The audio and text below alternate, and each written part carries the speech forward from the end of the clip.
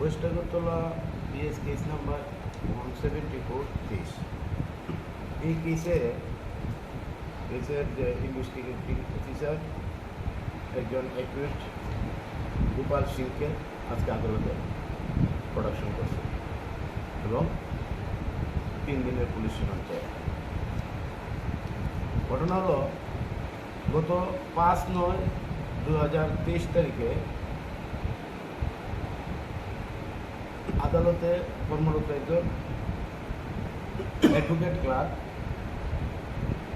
সে যখন আদালতে তার মৌলিক কাজ করার জন্য এসেছিল তখন ডিস্ট্রিক্ট সেশন কোর্টের 4th ফ্লোরে আজকে যে একুশটি প্রোডাকশন করা হয়েছে অ্যারেস্টেড একুশড গোপাল সিংহ এবং তার সঙ্গে আরও অন্যান্য 4 জন সহ আরও অনেকে, তাকে সেখানে মারধর করে লিফটে নিচে এবং লিফটে নামানোর পরও তার মারধর করছে। পুলিশ পার্সন যে কোর্টে যারা কর্মরত আছে পুলিশ কোর্টে তারা খবর পেয়ে তারা রেস্কিউ করছে এবং আইজিএম হসপিটালে ভর্তি করছে।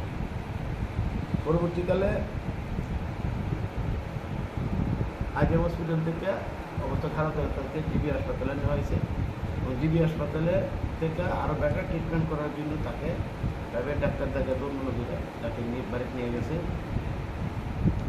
এবং অবস্থা খারাপ হওয়াতে আবার জিবি হসপিটালে নিয়েছে এবং সেখান থেকে কলকাতা আরেকটা হসপিটালে তাকে ভর্তি করছে গত 12/9 এবং এখানে চিকিৎসারত অবস্থায় গত 23/9 এই যে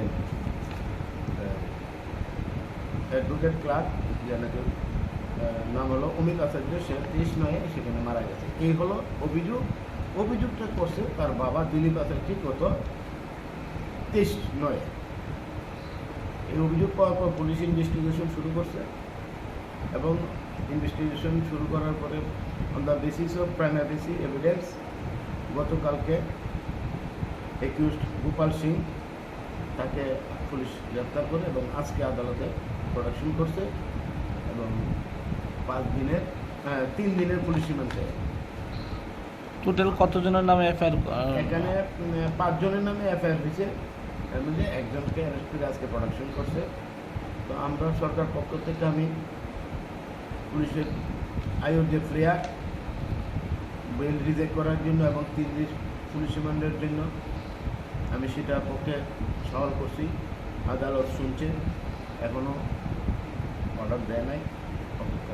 উনি কি করে, মানে যে যাকে অ্যারেস্ট করা হয়েছে উনি পেশায় একজন আইনজীবী। কি নিয়ে ঝগড়া বিবাদটা হয়েছিল কিছু জানা গেছে না? এখানে যে পুলিশের যে ফরওয়ার্ডিং রিপোর্ট, দেখুন, গোপাল সিংয়ের এগেনস্ট এলিগেশন হচ্ছে আমাদের কোর্টেরই একজন মুহুরি আছে, ওকে নাকি মেরেছে এবং তার মারার ফলে সে মারা গেছে। This is the allegation.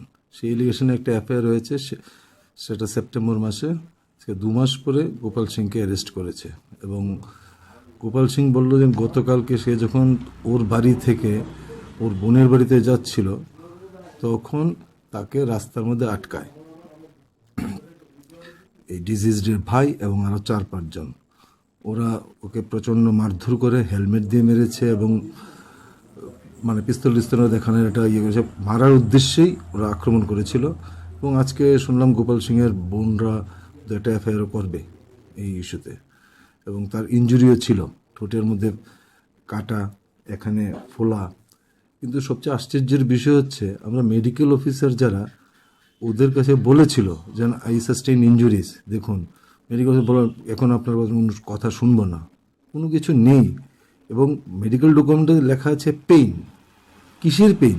কিছু লেখা নেই। এই ধরনের মেডিকেল অফিসাররা যদি এইভাবে কিছু কাজ করে তাহলে কার জন্য নিচ্ছে এটা?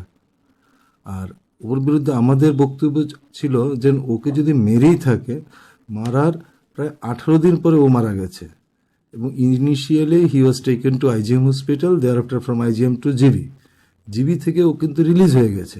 তার অনেক দিন পরে সে গেল কলকাতায় গিয়ে আরএনটে ভর্তি হয়েছে। ফরওয়ার্ডিংয়ের মধ্যে আছে ওরা নাকি আইজিএম হসপিটালের মেডিকেল ডকুমেন্টগুলো কালেকশন করেছে, জিবিপির কালেকশন করতে পারেনি, আরএনটেগুরের কোনো রিকুইজিশনও নেই, আর অনলি পোস্টমর্টমের জন্য রিকুইজিশন দিয়েছে। তাহলে 302 কেস কী করে মেক আউট হচ্ছে? আমি আজকে মেরেছি, 20 দিন পরে মারা গেল বা 18 দিন পরে মারা গেল, আমারই মারার ফলে কি ও মরলো? Where is that allegation? If there is no such allegation, how we can come to this conclusion that আমার এই অ্যাসল্টে লোকটা মারা গেছে? This was our argument. এখন কোর্ট দুপক্ষেরই বক্তব্য শুনেছে, এখন অর্ডার দেয়, কি দেয়। কতদিনে পুলিশের রিমান্ড চেয়েছে? পুলিশ রিমান্ড চেয়েছে 3 দিনের, এবং কি সিসিটিভির ফুটেজ ওরা বলছে কালেক্ট করে নিয়েছে, ওকে অ্যারেস্ট করেছে ওর থেকে কোরোবোরেট করার জন্য, আরও এভিডেন্স কালেক্ট করেছে আর কে কে আছে। পুলিশ যদি অনসাইড বলে যেন আমরা সিসিটিভির ফুটেজ নিয়েছি, নিয়ে সিসিটিভির ফুটেজ থেকে আমরা আইডেন্টিফাই করছি আজকের একিউজডকে, তাহলে আবার অন্য একিউজদেরও আছে যদি সিসিটিভির ফুটেজ থাকে, তাহলে আবার কেন ওকে নিয়ে কি করবে কাস্টডিতে নিয়ে, পুলিশ কাস্টডিতে নিয়ে? উদ্ভট কথাবার্তা এগুলো। সেকশনগুলো কি কি লাগানো হয়েছে? 302, 34 IPC।